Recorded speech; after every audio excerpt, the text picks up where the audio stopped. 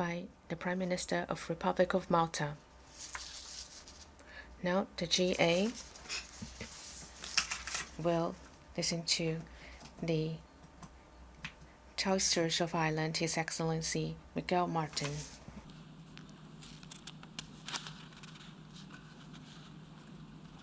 He's coming. Okay.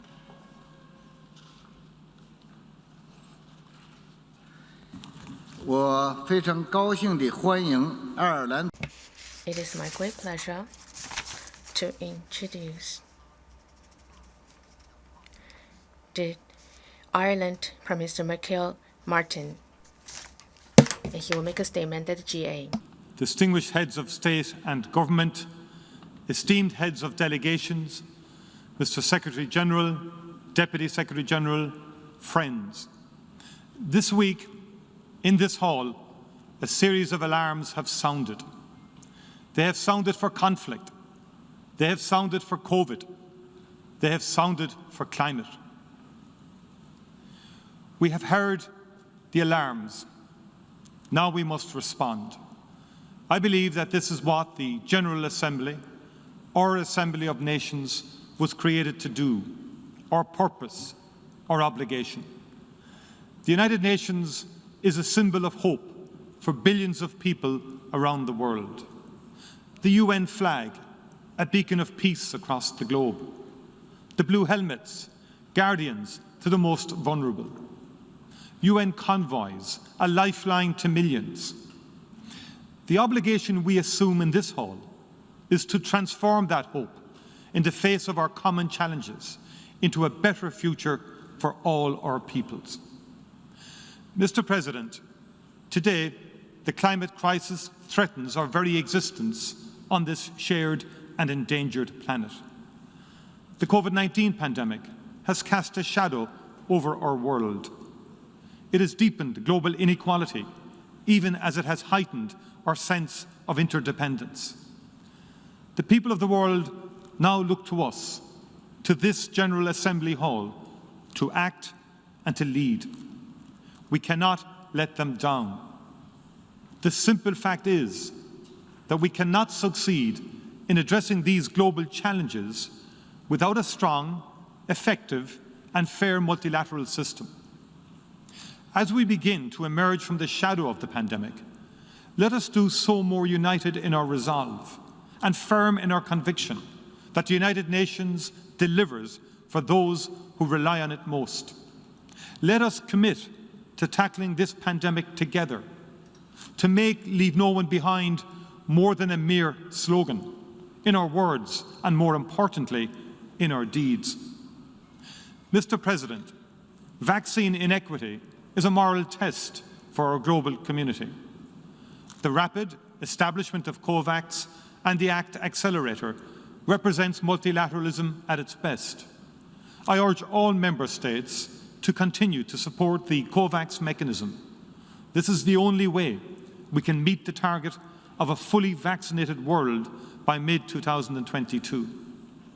Ireland is in the process of donating 1.3 million vaccine doses to low-income countries, mainly through COVAX, with a further significant donation planned in 2022.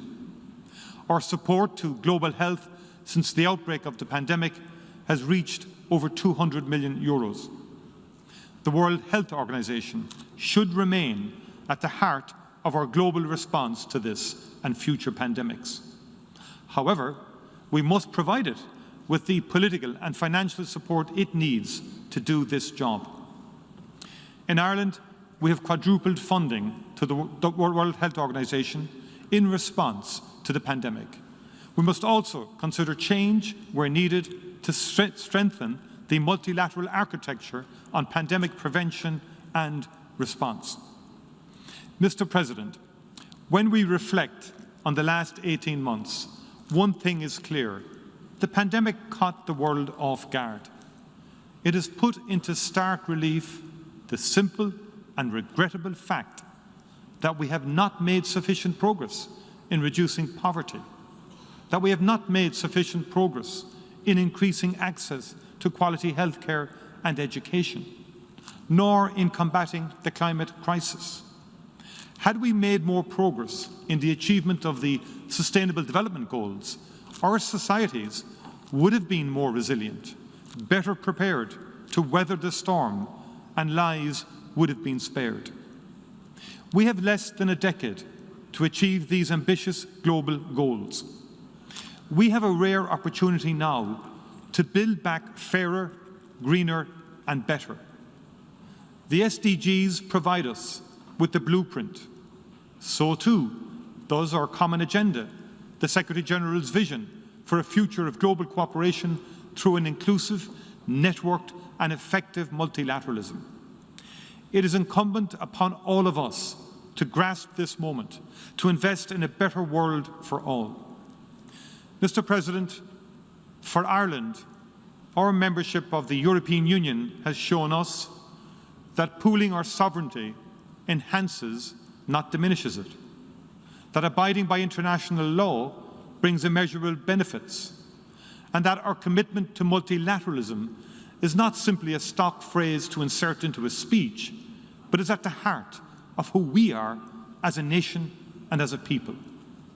Last year, in my address to this Assembly, I assured you that Ireland was ready to assume its responsibility at the Security Council, a responsibility entrusted to us by you, our fellow members of the General Assembly.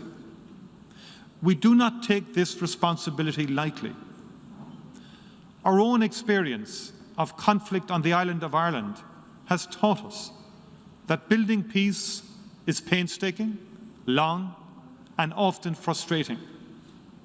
We expected that our time on the Council would reflect that complexity, would require stamina, ingenuity, compromise, and determination. And so it has proved.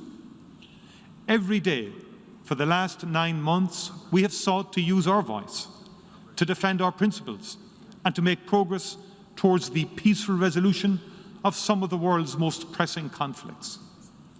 Progress has not always been possible. Too often, the Council has been divided. It is a lesson hard learned that when we in this building are divided, it is the most vulnerable who suffer the consequences. The promise of the Charter is to save succeeding generations from the scourge of war. Today, I call on all members of the Council to set aside political differences and to work to uphold that promise. Syria presents an urgent example of where this is needed. This year, we mark 10 years of conflict in that country. For many, the conflict in Syria is emblematic of the failure of the United Nations and of the Security Council in particular.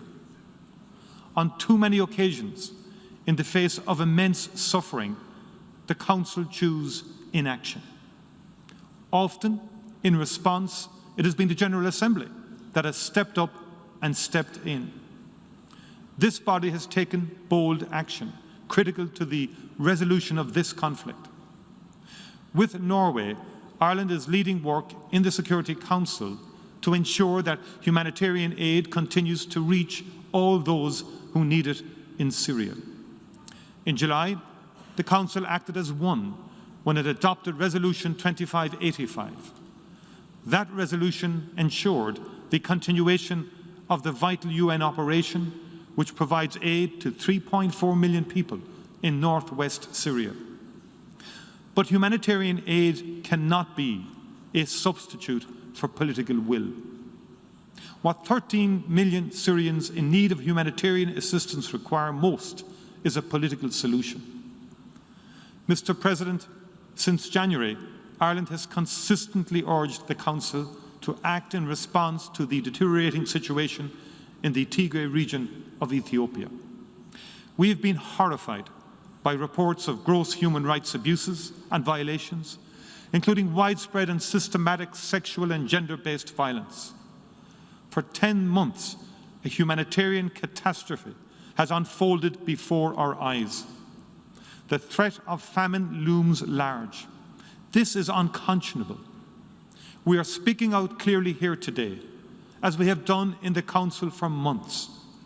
We must stand firm and united in support of the Secretary-General's call for a negotiated ceasefire, unimpeded humanitarian access and restoration of basic services to all affected areas and a political solution to the crisis. Mr. President, a hallmark of Irish foreign policy is our firm commitment to a world free of nuclear weapons. Next week at the Security Council, we will mark the 25th anniversary of the Comprehensive Nuclear Test Ban Treaty.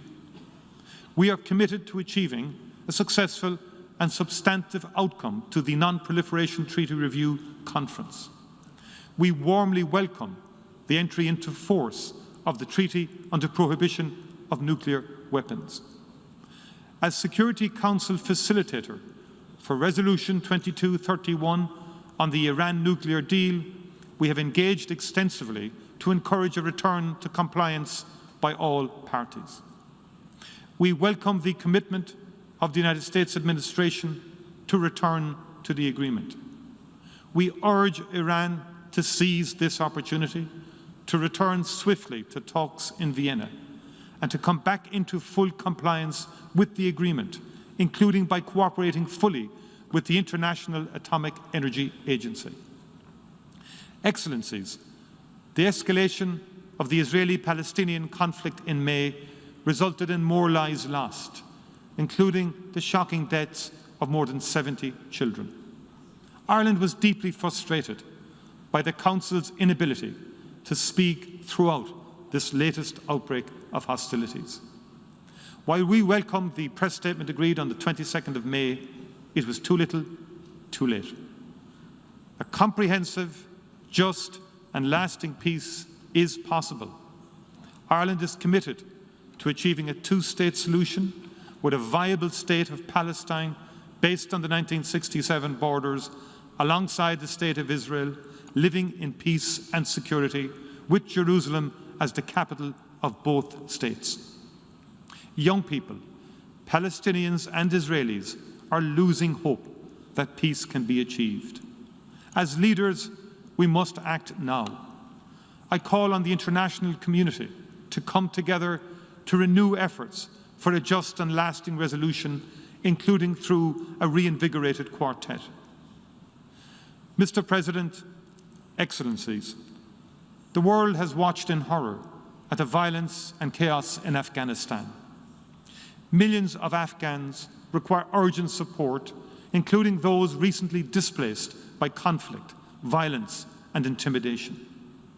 Full, safe and unimpeded access to humanitarian organisations and all of their personnel, regardless of gender, must be facilitated. The most vulnerable, women, girls, boys, men, LGBTQI persons and persons with disabilities must be protected.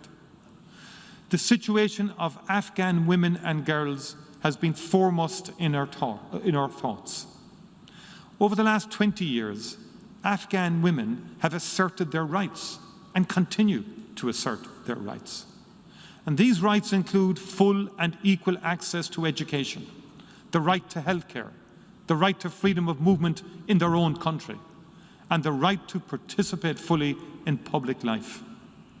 Women and girls have been educated in enormous numbers and have been leading and participating in all aspects of society. They refuse to be silenced, to be erased from public life. Our role and responsibility is to stand with them. So much has been achieved in the past 20 years. There can be no going back. For all of us in this hall, we can and must agree that the rights of Afghan women and girls be a non-negotiable principle. Excellencies, at its best, United Nations peacekeeping is a remarkable and meaningful expression of multilateralism and international solidarity. We have always seen this service as a noble and important calling. For more than 6 decades, Irish women and men have served. Every village, town and neighbourhood in our island has bid farewell to a blue beret upon deployment and counted the days to their return. Some never made it home.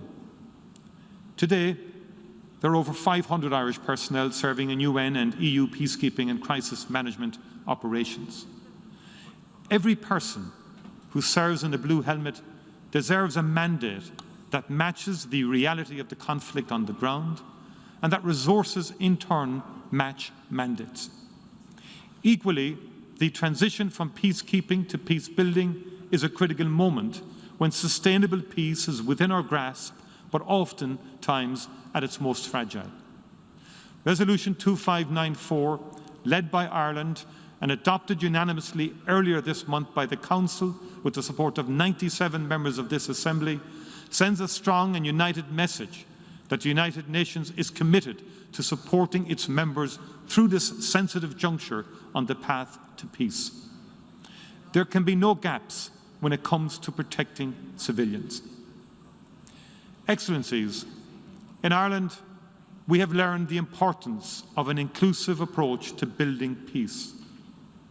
Those who make war cannot and should not have a monopoly on the terms of peace. It is crucial that women, young people, and civil society, who are often excluded, are at the centre of our shared work to build and maintain peace. The promotion of gender equality and the Women, Peace and Security agenda is a golden thread throughout our work. Human rights are universal and indivisible. They belong to us all. We will not falter in calling for full compliance with international law, including international humanitarian law, international human rights law, and international refugee law. We will stand by the International Criminal Court, the cornerstone of the international system of criminal justice. Excellencies, yesterday I had the privilege to chair a Council debate on climate and security. As we heard from the Secretary-General on Tuesday, we can no longer deny the reality. Climate change is the single greatest challenge facing our generation. Its impact is devastating on our environment and ecosystems, and our collective security is at risk. We have seen time and time again that the most catastrophic impacts disproportionately affect the most vulnerable and the least responsible. We must deliver on the Paris Agreement commitments, and we will shortly have important discussions at COP26. But we can see the adverse effects of climate change already exacerbating conflict and insecurity, compounding other drivers of conflict such as poverty, inequality, and human rights violations. We have ample evidence of this. As co-chair of the informal expert group on climate and security, along with Niger, Ireland has worked throughout the year with our fellow Council members to better understand these links, to inform the Council as to what steps we can take to address climate-related security risks. We know not all Council members are of one mind on this. My hope is that by working together, we can and we will reach a shared understanding of how the Security Council can meet the challenge of climate and security. There is no time to waste. For this reason, in the coming days, Ireland will convene a discussion on a thematic Security Council resolution on climate and security. Excellencies, at COP26, we must all, north and south of this vulnerable planet, muster the courage to take bold and ambitious action. We need to keep global warming to as close to 1.5 degrees Celsius as possible. For our part, Ireland will reduce our emissions by 51% by 2030 compared to 2018 levels. Along with our partners in the European Union, we will achieve net neutrality by 2050. It is also critical that we meet our collective commitment to provide $100 billion in financing to developing countries. We cannot fail. Our future depends on it. Mr. President, Excellencies, we can all identify times when we, the United Nations, have fallen short. The UN can only do what we ask of it when we, its members, allow it, when we deliver the resources, the support, the political will, and the constructive engagement needed for it to deliver. As I stand here today, I am reminded of the ambitions, the goals, and the dreams of billions of people. They have placed their trust in us, and they expect us to work together to solve the greatest challenges facing our global community. We know that with political will, we can be deserving of that trust. Mr. President, Ireland will continue to play our part, to build consensus, and to advocate fiercely for the multilateral system and the people we have pledged to serve. Thank you very much indeed.